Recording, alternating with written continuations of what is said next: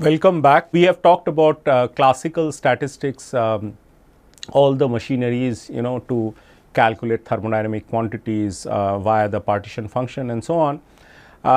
We know that the partition function actually gets carried over to quantum statistics as well, and we have used the grand canonical partition function. We could use the canonical partition function as well, but it's better to use the grand canonical because of these the constraint on the total number of particles, and that the ensembles are allowed to exchange number of particles in addition to energy.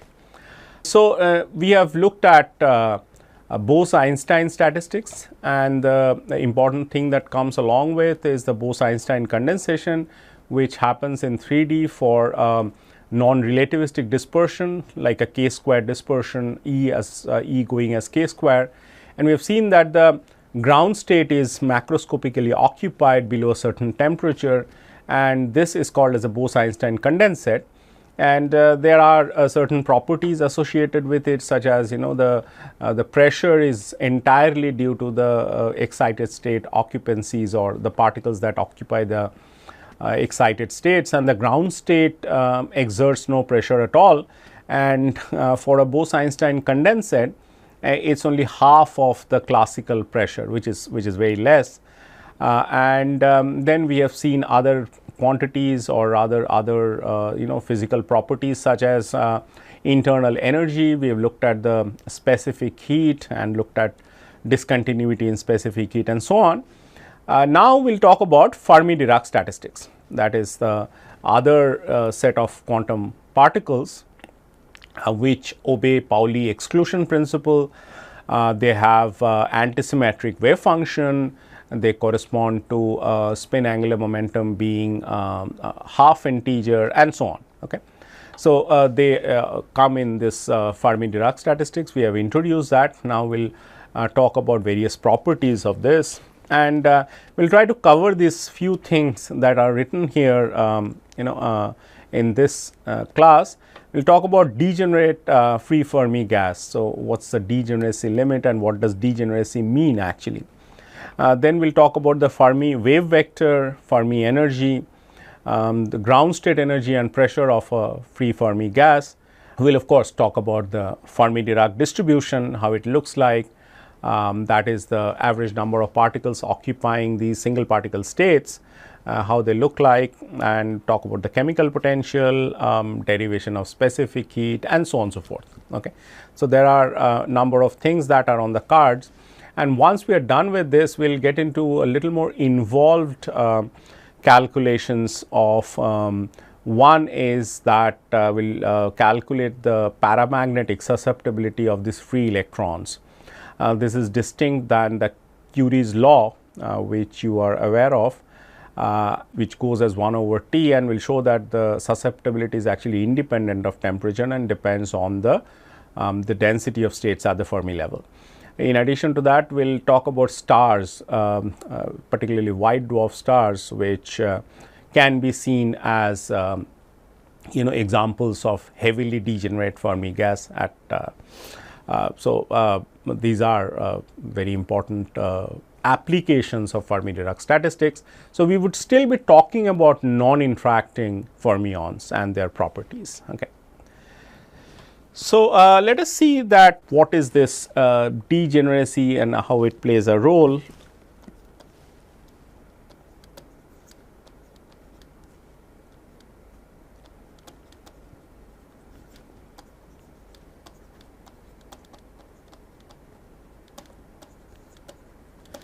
And so, this whole idea of studying this Fermi gas is that we should be able to apply it on metals. So, metals are there are a lot of free electrons which are not bound to the atoms, and they are ready to take part in the conduction phenomena when you apply voltage on the material.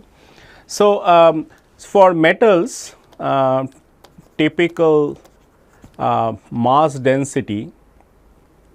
So, mass density is of the order of few grams per cc. you can convert that into kilogram per meter cube and so on. And so that tells you that with this kind of a mass density, the number of electrons per unit volume is of the order of 10 to the power 23 to 24. So, let us write 10 to the power 24, and this tells you that if you have this kind of a density. So, this is like a density, and the density is like your total number of electrons divided by volume. So, if you take them to be spherical and consider the radius of those electrons to be around say the volume is 4/3 pi r cube, where r is the radius. R is also the mean distance or the average distance between two electrons, assuming that they are just touching each other. So, that gives you an average a distance between electrons.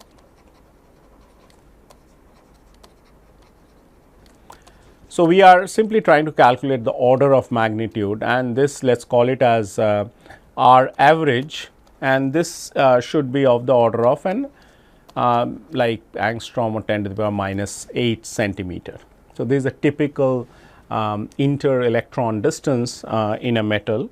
Now, when you need the classical limit to dominate, so the classical limit would dominate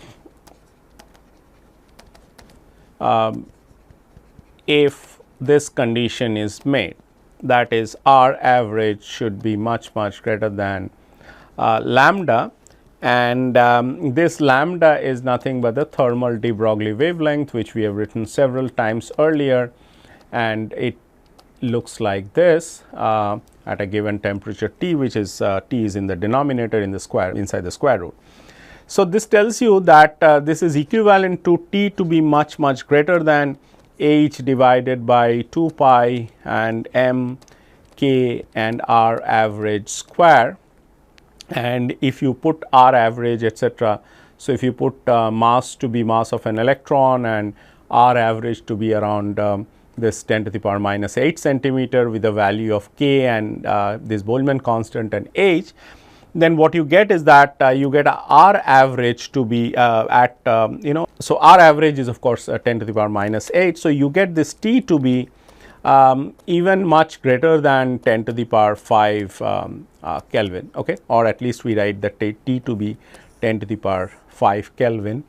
So, even at room temperature, okay, which is known to be our classical limit from the discussion that we had so far, it looks like that the room temperature is far lower than this temperature. So, what you would have imagined as a classical limit can be the room temperature, that is it should still be able to be taken as T equal to 0. So, this is like saying that the ground state is enormously degenerate.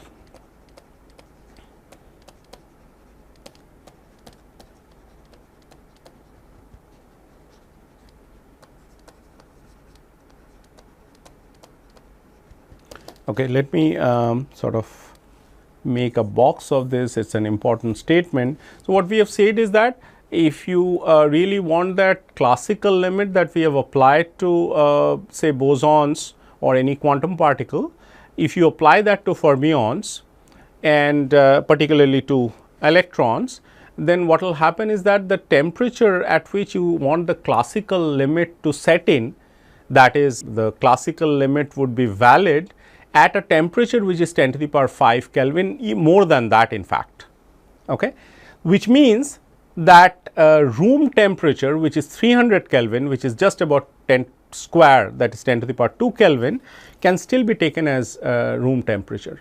So, all temperatures all the way up to say room temperature can be considered as 0 temperature, because the scale that you consider with, or the scale that you want your quantum gas to go into the classical regime, is extremely high. And we will show that in fact the TF called as the Fermi temperature is precisely of this order for all metals, okay, all known metals like aluminum, copper, and various other things that you are iron, nickel, etc. This Fermi temperature is very large, it's 60, 70, 80,000 Kelvin. For example, for copper it's around maybe around 70 to 80,000 Kelvin by putting in all these values that we have just done. Okay. So, I think the argument is clear that almost all temperatures that are under consideration in which experiments take place can be taken as 0 temperature, which means very low temperature. And in very low temperature, the quantum effects become very important, and we should consider these electronic systems as quantum systems even at room temperature, or even a little more than that. Okay. We talk about room temperatures to be 300 Kelvin, even if you talk about 350, 400 Kelvin, it really does not matter. Even 1000 Kelvin is like 3 orders of magnitude, 2 to 3 orders of magnitude lower than the temperature scale that we have found out where the classical limit would be valid. Okay. So, this is something that we need to understand, and we are sort of, let me do a simple minded analysis of these Fermi systems, and we can start with say a particle in a box. Okay. And you are all well aware of this problem. Now, I just talk about a 3D box. Okay. So, the box is 3-dimensional box with x going from 0 to L, y going from 0 to L, and z going from 0 to L. So, okay. So, you can imagine a box, a cubical box, but all its the sides infinitely going large, so that the particle is really contained in between 0 and L. So, the potential is infinitely large. So, we still have a box like this.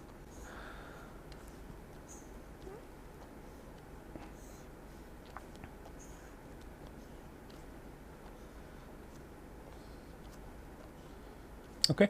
Call it x, call it y, and call it z, and the particle is contained in this, and it cannot escape because the walls in all directions have infinite potential. So, this problem is well known. I mean, you have these epsilon k equal to h cross square k square over 2 m, and when you solve this, so k square is equal to kx square plus ky square plus kz square, and you have kx going as, so this kx etc. are quantized as 2 pi over L nx, and similarly for ky with ny and kz for nz.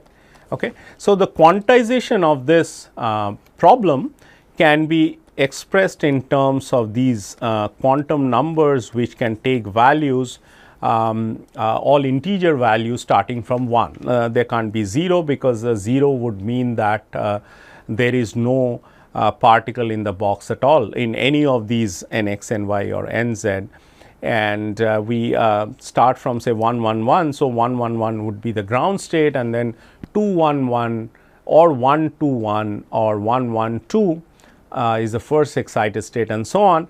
And you see that apart from the ground state, now there is a degeneracy, and this degeneracy is what we are talking about, that is the corresponding to different quantum numbers, which correspond to different quantum states or wave functions, they have the same energy. For example, say these nx square plus ny square plus nz square, it corresponds to 6 is equal to 6, then we can have 2 1 1 1 2 1 1 1 2. So, this is these three are degenerate, and this degeneracy because they correspond to different wave functions. What wave functions do they correspond to? So, psi of for this particular thing, say 2 1 1, that corresponds to root over 2 over L whole cube, and a sine 2 pi x by L, sine pi y by L, and sine pi z by L.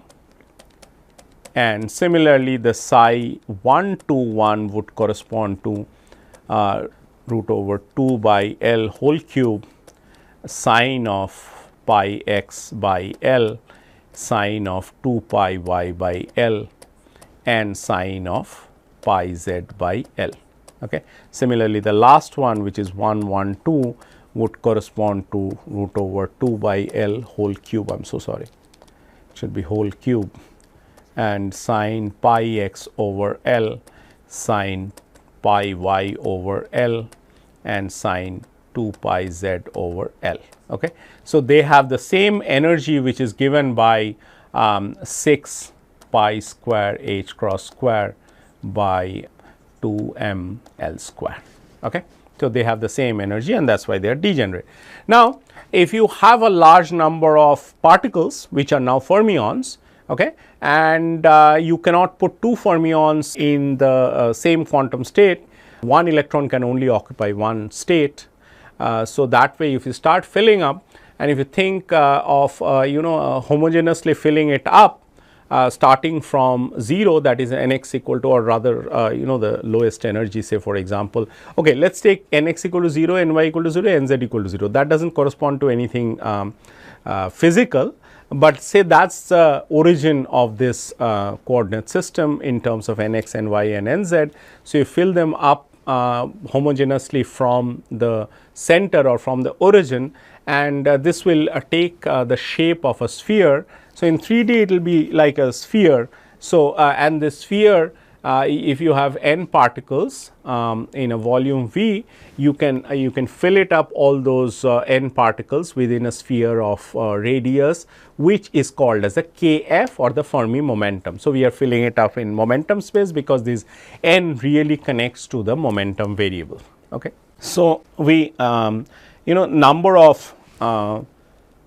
number of allowed k points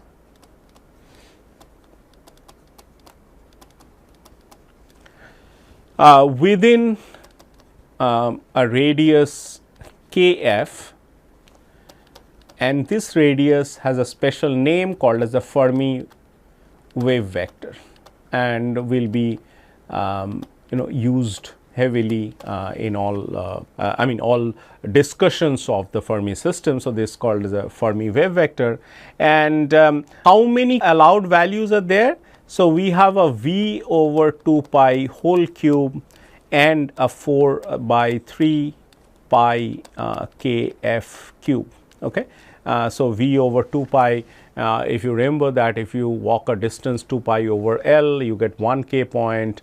So, if you walk unit distance, you get L over 2 pi k points, and in 3D it is V by 2 pi whole cube. If you want, you get 1 k point, and you multiply that by the total volume of the sphere, and this gives you kf cube equal to divided by 6 pi square into V. So, if you equate this n equal to kf cube divided by 6 pi square into V, that will give you the density, and I will just by hand multiply a factor of 2, which stands for spin degeneracy, which means that there are spin up particles and spin down particles. Okay. We talk about spin half particles. So, the spin angular momentum is half. So, this is the spin degeneracy, which is nothing but equal to 2s plus 1. Okay. So, if you do a simple calculation of this, that is, in order to find kf, you find kf to be equal to 3 pi square n whole to the power 1/3. Okay. So, that tells you that if you want more particles to be accommodated, is just that the Fermi momentum, or the sphere, the radius of the Fermi sphere, that just increases as n to the power 1/3. Okay. And we can also define, so this is that Fermi wave vector expression. Now, we define the Fermi energy. We will show in the distribution what Fermi energy is. So, Fermi energy is nothing but h cross square kf square over 2m, where m is the mass of these electrons. So, this is equal to h square over 2m, and we have a 3 pi square n whole to the power 2/3. Okay. So, that is the Fermi energy. So, the Fermi energy grows as n to the power 2/3, which means that the if you have more electronic densities or more number of electrons, then you have larger Fermi energy and so on. So, if you put this typical values of this n, which is, as I said, it is about 10 to the power 24, put the mass of the electrons, the Fermi energy comes out as 5 to 6 electron volts. We will see that. Okay. And that is a very large energy. In solid state physics, 1 or 2 volts of energy, electron volts of energy is very, very large, and that is because 1 electron volt is equal to approximately equal to 11,600 Kelvin. You can understand how large the temperature is, because this is not even, the core of the sun probably would have a temperature something similar to that. Okay. It is only the periphery of the sun is about 6,000 Kelvin. Okay. And what is room temperature? So, room temperature is nearly 0.025 electron volt, which is 300 Kelvin. So, what I do is simply take the electron volt and connect it to kT. K is the Boltzmann constant, and find T, and this is just the hand waving, or rather this is almost learn it by heart, that these are some of the numbers that we are interested in. So, while high energy physics talks about very high energy such as GeV and TeV and all that, we are very content with these scale of energies, like 1 electron volt is a very large energy, and typical semiconductors have an energy gap which is of the order of 1 electron volt, or a little less than that or a little more than that in some other semiconductors. So, you can never make a material conducting, such as a semiconductor conducting, by applying temperature, because you will melt everything in the universe by if you apply this kind of temperature. So, 1 electron volt of energy difference is very large energy difference. Okay. So, so this is the the Fermi energy and so on. So, these we can find out the ground state energy, for example, for a degenerate Fermi gas.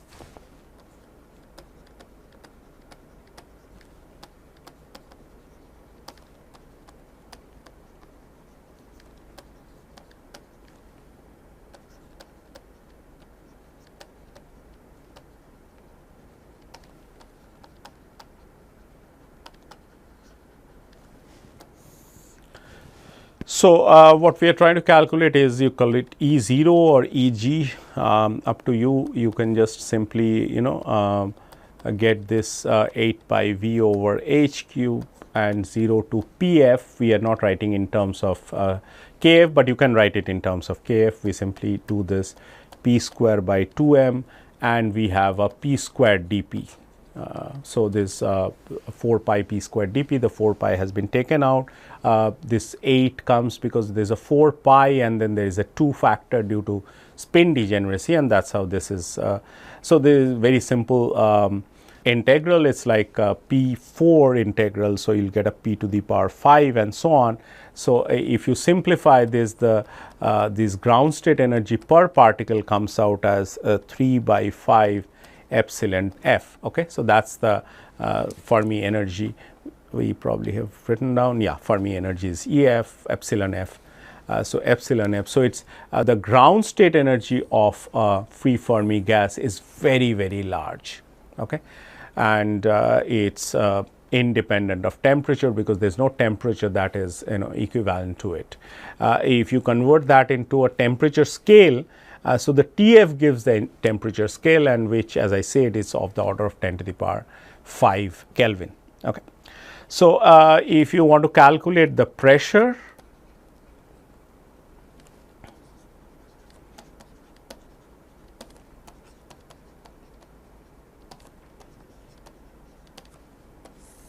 so pressure due to the Fermi gas is call it a P0. So, the at T equal to 0, or we call it the very low temperature, because I said any temperature is like 0 temperature, any accessible experimental temperature is like 0 temperature. So, we write T equal to 0 nevertheless.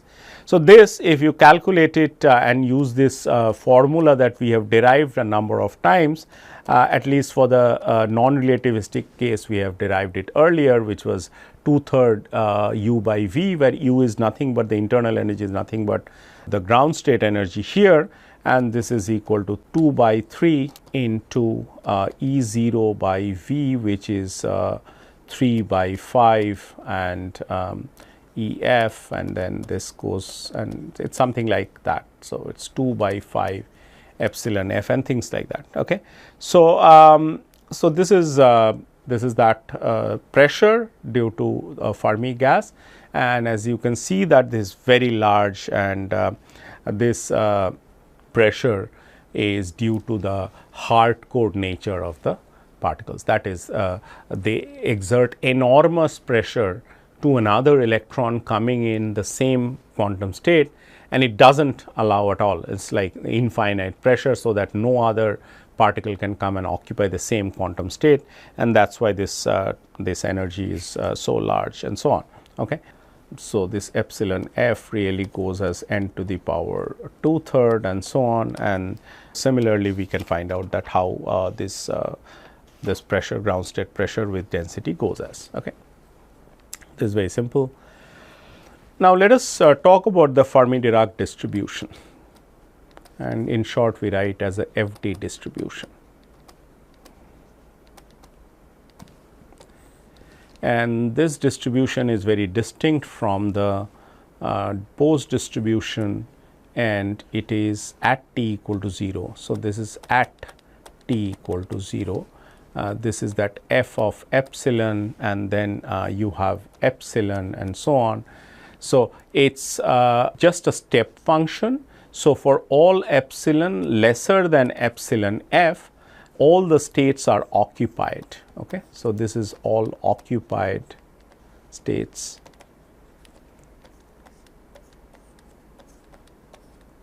Okay. And all states here are empty. So, this is at t equal to 0, and what happens at t slightly different than 0 is that so this f of epsilon to be and now what happens is that this one slightly broadens and goes like this. Okay. So, say here there was used to be a sharp drop, and now it got bent from there. Let me draw a little better here.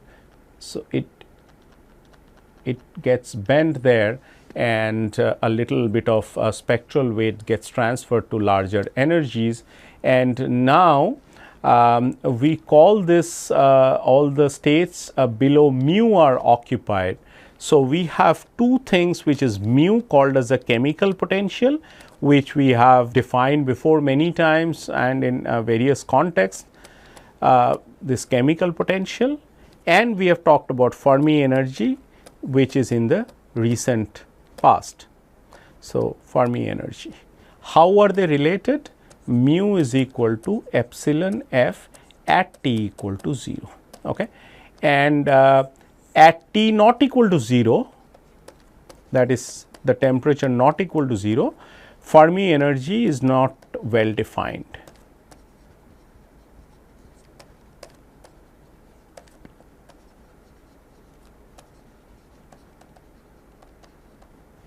Okay. And so, basically the chemical potential is still well defined, and which tells you, or rather which defines the highest energy state that is occupied at any temperature, still well defined. Okay. So, now as you understand that this really deviation from t equal to 0, that is this distribution becoming slightly curved from the top, and then a bit of spectral weight is appearing at the bottom of the tail. This happens at large temperature, and in fact, if you simply talk about increasing the temperature, it sort of goes, I have to be a little careful because it goes like this and so on, And in the limiting case, of course, we know that the classical statistics would prevail, but we know that now the classical statistics, in order for it to prevail, we need to go to very, very large temperature. Okay. So, that kind of temperature like 10 to the power 5 Kelvin, 10 to the power 6 Kelvin is not achievable in under any experimental conditions. So, that is why we said that for all all practical purposes, this degenerate Fermi gas is considered as 0 temperature. We still are not, this has to be smooth and so on. Okay, this is probably slightly better. And so, that is where that is how the Fermi distribution looks like, that is how the Fermi energy and the chemical potential are defined. They both mean the same thing, but the Fermi energy is strictly defined at T equal to 0, chemical potential is defined at any finite temperature. They mean the same thing, they denote the maximum, the energy up to which the electrons occupy and above which they are empty, or you can say that it is the energy required to add one particle to the system, because you see that is the maximum energy levels which is occupied. All the energy levels that are here and here, they all have one electron each. Okay? And if you are thinking of spin, then they have 2 electrons each, with one with upspin and one with downspin, and all these are completely filled. And for you to add one electron to the system, it cannot go anywhere, but it has to go to the higher energies, because by creating more quantum states. Okay? Because there is nothing that is available to them, because they are completely filled. Think of a room that is completely filled, and if someone comes, that more space has to be created, because this room would not accommodate an extra person. So, the walls have to be moved. It is just like that, the walls have to be moved, wall of these step function that has to be moved in order to accommodate extra particles. So, that is the same meaning that we have for. So, at a finite temperature, if you want to calculate quantities, say for example, we show these say n. How do you calculate n? That is 2 of f epsilon, g epsilon, d epsilon, and this f of epsilon is nothing but the step distribution, which is written as exponential beta epsilon minus mu plus 1. Okay. So, that is the distribution. This distribution is important and has to be distinguished with the Bose distribution, where mu had to be negative and would be only approaching 0 in the quantum limit, extreme quantum limit, whereas mu is positive here.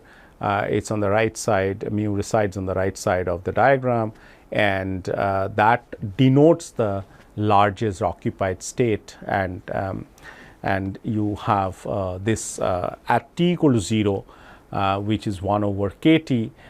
All states which are epsilon greater than mu are unoccupied, and all states which are less than mu are occupied. So, this mu at t equal to 0 is nothing but epsilon f.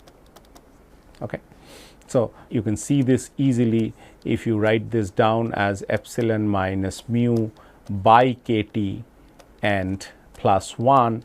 So, if you put t equal to 0, this would like to be infinity, but only infinity when epsilon is greater than mu, and in that case this is equal to 0, because 1 by infinity is 0, the plus 1 does not matter. But if t is 0 and still epsilon is less than mu, then it is exponential minus infinity, in which tells you that the occupancy is equal to 1, and that is why we see that step structure that you see here. So, I will just write that once again. For epsilon greater than mu, f of epsilon equal to 0 for reasons that I just told you. For epsilon less than mu, f of epsilon equal to 1. Okay. And it has a sharp discontinuity at t equal to 0, and this is very important. And that discontinuity, if you take a derivative of the Fermi function, there it looks like a delta function. Okay, so this is elementary discussion about free Fermi gas distribution and so on. One more important thing, or rather like a hand waving thing we can talk about, and we just draw this distribution once more. And suppose if we want to know that what is the specific heat due to electrons at T equal to 0 or at T equal to 300 Kelvin, as I said, it does not matter. So, you have to understand that if you a specific heat is the heat required to raise the temperature of the body by a degree, which means that the electrons from this region would be excited and they would go to the higher energy region. So, this at a temperature T, this is width is like is of the order of kT. So, they would come here and they would like go to this thing. Let me write it with or they make the hatches with a different sign. So, the black ones is where the electrons come from. If you increase the temperature just a little bit, and the red region is the ones that they go to or they occupy at that temperature. So, this is of the order of kT, and so this is the so what is the fraction of these particles that are excited? It's kT by kTf, okay, but Tf is the Fermi temperature. So, each of these have an energy which is like kT, and that is why this whole thing, so the energy goes as T square, and so the specific heat would go as T. That is the relation that we all are aware of. Okay. In some sense, that if you have studied Fermi gas before, then you know the specific heat due to electrons is that the variation with temperature is linear in T. So, for a material, if you are doing an experiment and you want to find the specific heat actually goes as alpha T plus gamma T cube, and this is the electronic contribution and this is the phonon contribution that we have seen. That is the Debye theory, and this alpha T is the linear in temperature, which we just shown in a hand waving way and can be derived. Okay. So, once you are familiar with this, this is all taught in the first course of solid state physics while you learn metals. Let me go back to the statistical mechanics of the free Fermi gas. And the way we have done it earlier, we will do it the same way.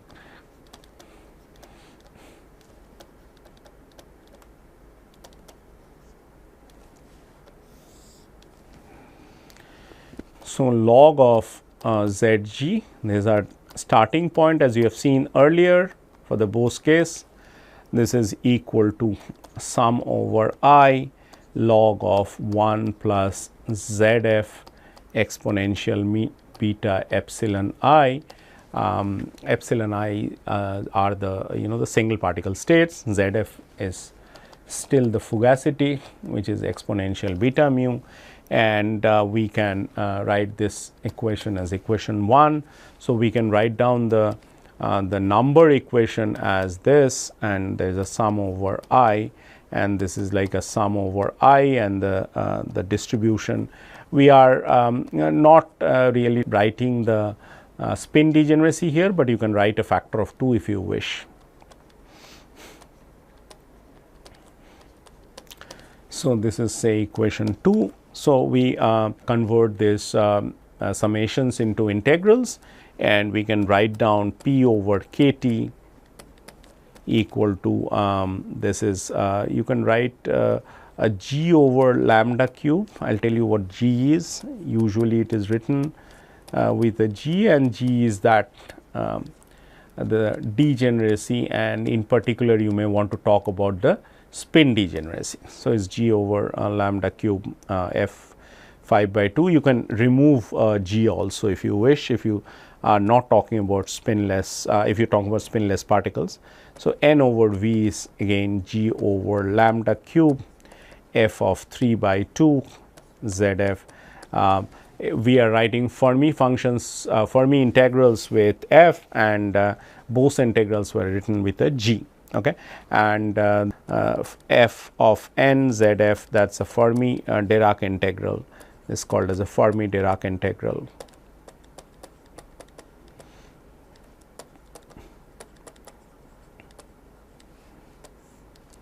So, this is equal to 1 by gamma n, there is 0 to infinity x to the power n minus 1 dx divided by ZF inverse e to the power x plus 1.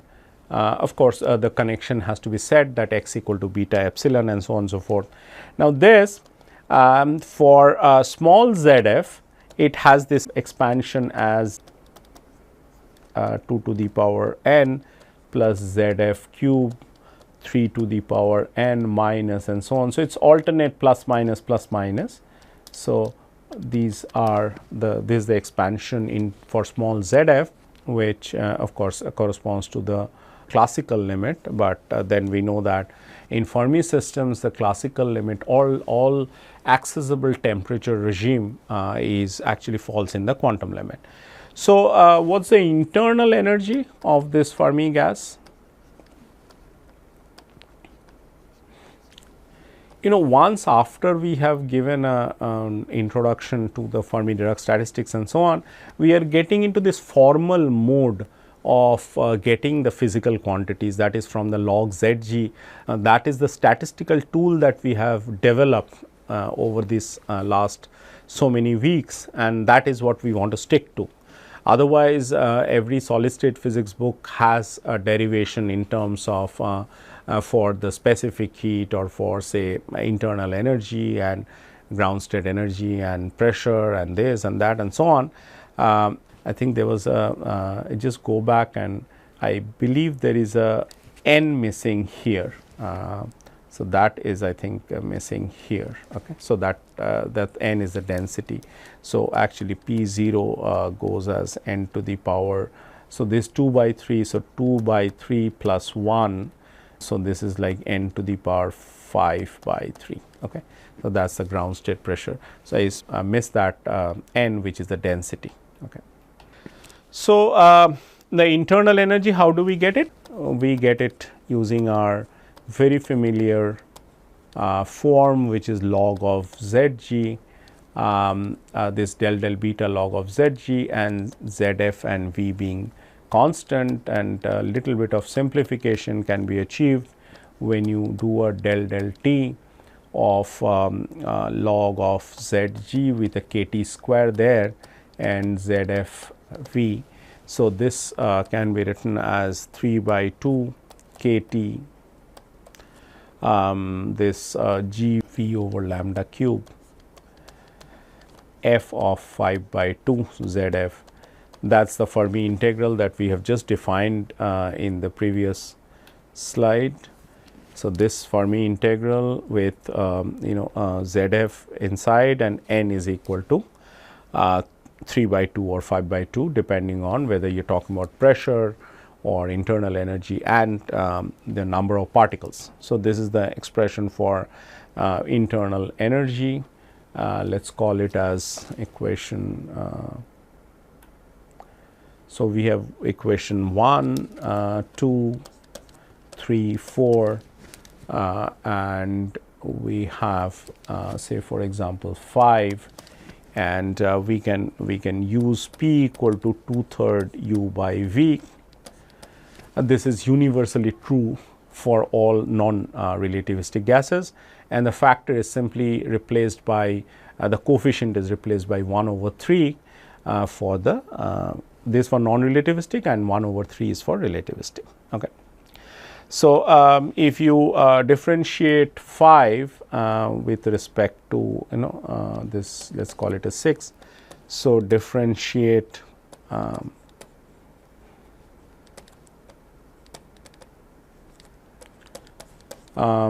with respect to t and use this formula. Again, this formula has been or something very similar has been used for the Bose gas as well. It is del Z del T at a constant V. So, this is equal to minus 3 over 2 t f of 3 by 2 z f divided by f of half z f. Okay. Now, the Fermi integrals replace the Bose integrals. If you use this and take a derivative of u with respect to t, then what you get is the following. So, you get a C v equal to n k and f of 5 by 2 z f divided by f of 3 by 2 z f and minus 9 by 4 f of 3 by 2 z f f of half z f. Okay. So, this is equation 7. I hope I have written 6. Okay, 6 is there. This is 7. This is the expression for the specific heat at any temperature of a Fermi gas. You just have to use these Fermi integrals to know their the temperature, exact temperature dependence, and the free energy. Of course, you can write down the free energy. They are not very important, but sometimes for some particular reason that you may need this. So, a free energy F is equal to mu n minus P v, and that is equal to n k t log of z g z f and f of 5 by 2 z f and f of 3 by 2 z f. Okay. That is your free energy. We are not doing anything more with this, just getting the expressions in terms of the Fermi distribution function or the Fermi-Dirac integral. Now, to get the exact temperature dependence at all temperature, you have to expand this and for z f to be small, it is easy because all these things will become just simply z f. So, z f will kind of cancel, and you can see that it becomes 1 minus 9 by 4. There are these things will sort of this will go to 0, rather this f half z f. All these will have to be calculated. I mean, they are general expressions as a function of temperature, and that is why. So, this is the most general expression that you get it at all temperatures, okay? Low, high, very low, and all that. Okay. And similarly, the entropy can be written as so the specific heat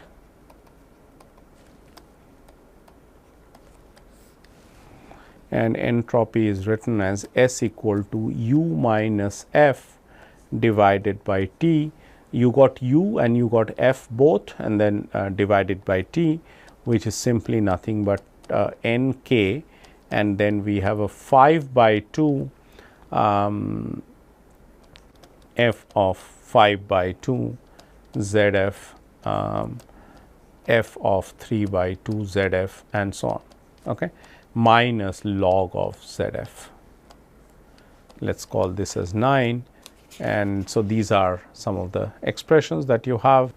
Now, they are of course sort of the Fermi gas, or rather we are interested in most of the cases as low temperature properties of these things, and in order to get the low temperature properties we need these forms of these Fermi-Dirac integrals, and the expression of the Fermi-Dirac integrals as in the finite but low temperature. At t equal to 0 it is easy, but at finite and low temperature one has to do a Sommerfeld expansion of these Fermi function.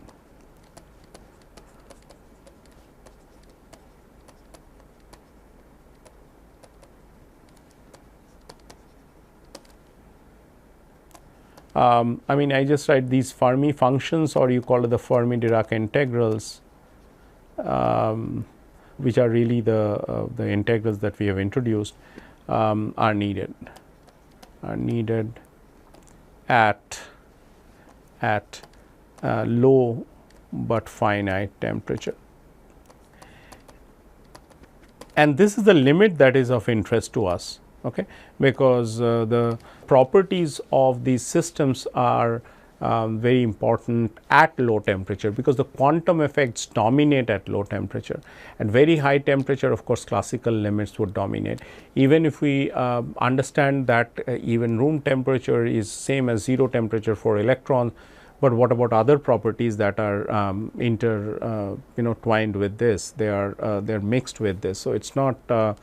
So we do these experiments. Any experiments in solid state physics is done at a reasonably low temperature to see the quantum behavior to be to be perceived. So these things can be written as this f of 5 by 2 ZF. This is equal to 8 over 15 root pi. These are the Sommerfeld expansions. We do not get into the details of that. These are mathematical properties, and they are quite important for many usage, and we will sort of see, but we will keep only the leading term, one term after the leading term. That is important, because this one will give you exactly the behavior at t equal to 0. Anything more than that, you want you have to go to one, at least one order, and f 3 by 2 ZF is equal to 4 by 3 root pi, and log of ZF 3 by 2. These are only given information, they are not derived. If you really want to get into this, you can look at this Sommerfeld expansion of the Fermi-Dirac integrals, but they are only the results are only useful to us, and that is why I simply write these expressions, and you would only need them for getting results at small but finite temperatures. So, f half, these are the 3 that are involved, and this is equal to 2 by root over pi, and there is a log of ZF to the power half, and 1 minus pi square over 24 log of ZF to the power minus 2, and plus all that other terms. So, if you want the expression for the density of particles, simply take the f 3 by 2 and put it in this n by v equation, which is 8 pi over 3, 2 pi over h square 3 by 2 kT log ZF whole to the power 3 by 2, and 1 plus pi square by 8 log of ZF to the power minus 2. Okay. And there are other terms which you may not want to write. So, in the 0th approximation, that is at 0 temperature, we have said that. So, in the 0th approximation, what do we have? We have the kT log ZF is equal to mu, which is equal to 3 n by 8 pi whole to the power 2 by 3 and 8 square over 2 m, and this is nothing but epsilon f. Okay. So, at t equal to 0, mu is equal to epsilon f, which is what we have said earlier, that they are not distinct, and this is equal to mu. And so, if you neglect all other terms, you get this one term, and that gives you this kT log z. There is a t that is missing here. Okay. So, that is your epsilon f, and at the first order, that is at temperature that slightly differ from t equal to 0. Okay. So, taking the first order correction to this, we can get this as, so we have this mu, which is equal to epsilon f, that is leaving the first term, we have 1 minus pi square by 12 kT whole square, kT by epsilon f whole square, and then there are other terms there. Okay. So, at t equal to 0. So, put the second term equal to 0, mu equal to epsilon f, which is what we have claimed. At t not equal to 0, mu deviates from epsilon f, we have said that, but how it deviates is shown here, that the first order correction to mu compared to epsilon f is of the order of t square. Okay. And this can be carried on to the internal energy as well. So, we can write down the internal energy expression is u over n is equal to 3 over 5 epsilon f 1 plus 5 pi square by 12 k t by epsilon f whole square and plus all that. So, what I mean to say is that suppose this is the ground state energy and this ground state energy per particle is 3 by 5 epsilon f. Now, this is easy to get because you have this E 0 equal to epsilon g epsilon d epsilon and from all the way from to epsilon f at t equal to 0, okay, known, you get the first term. What's the correction?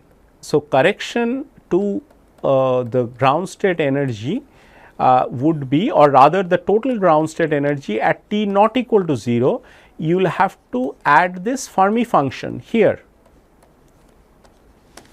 and this is the function which is 1 divided by exponential beta epsilon minus mu plus 1. Now, epsilon is simply epsilon and g epsilon is epsilon to the power half and so on, and if you try to do this integral it is going to be very difficult. Okay. And an exact solution is probably available because that is what people have done for a long time, that dealing with this integrals and trying to find a closed form for that. And so, if you wish to know that was the first order correction to this E 0 compared to the t equal to 0 value, which is 3 by 5 epsilon f, this goes as 5 pi square by 12 and a correction which is of the order of t square. So, if t is not too small, that is if it is not cannot be neglected, then include it, and if you are really at very low temperature, then of course you can. Suppose you are at 50 Kelvin and the classical limit is at 10 to the power 5, 10 to the power 6 Kelvin, and so I mean classical limit with the epsilon f, which is what you compare it with. So, if KT is like say 100, 150 Kelvin and epsilon f is like 50,000 or 1 lakh Kelvin or 0.1 million Kelvin, then of course it can be neglected. But if you are still at say 1000 Kelvin or 5000 Kelvin say for that kind of temperature, then that thing can be included. But of course, there is nothing called 5000 Kelvin in the experimental realm. Okay. So, we can in that case we can neglect it, but at least it gives you the first order correction to the t equal to 0 result. Okay. And similarly, for the pressure,